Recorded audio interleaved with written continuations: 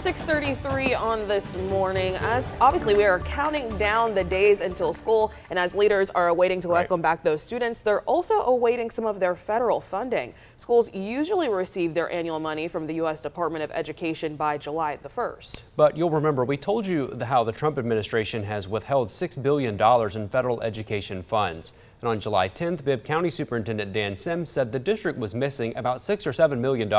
So not having that funding put programs that have already kicked off at risk.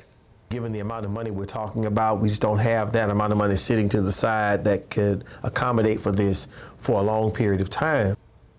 Monday, the U.S. Department of Education released a little more than $1 billion. Its funding is used by schools to support after-school and summer programs. Yeah, Naomi Washington is here to break down her conversation with one of our Central Georgia school districts. Good morning to you, Naomi. Good morning, Megan and Connor. This is a step in the right direction for all schools nationwide, but Hancock County Superintendent Anton Anthony says they still have to wait for that $1.3 billion to trickle down and be allocated to each county. Anthony says they aren't sure how much they will get, but they're prepared financially to support their programs just in case the holdup continues longer than expected.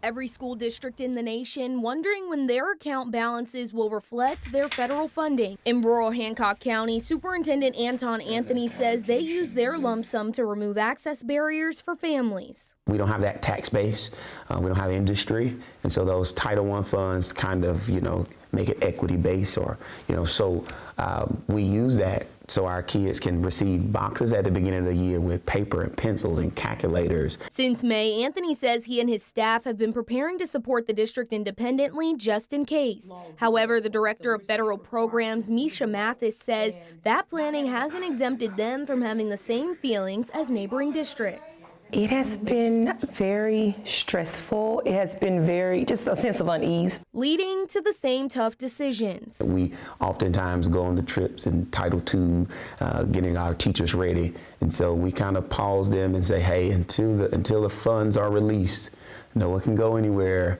Everything that we do has to be in-house. Mathis says the stress they feel stems from the standards remaining the same. For special education, IDEA laws didn't go away, so we're still required to do the law. And not having that funding would put a strain on the district because we don't have extra money just sitting around. So we provide our para support services, our OT services, our PT services, our psychological services come out of those funds.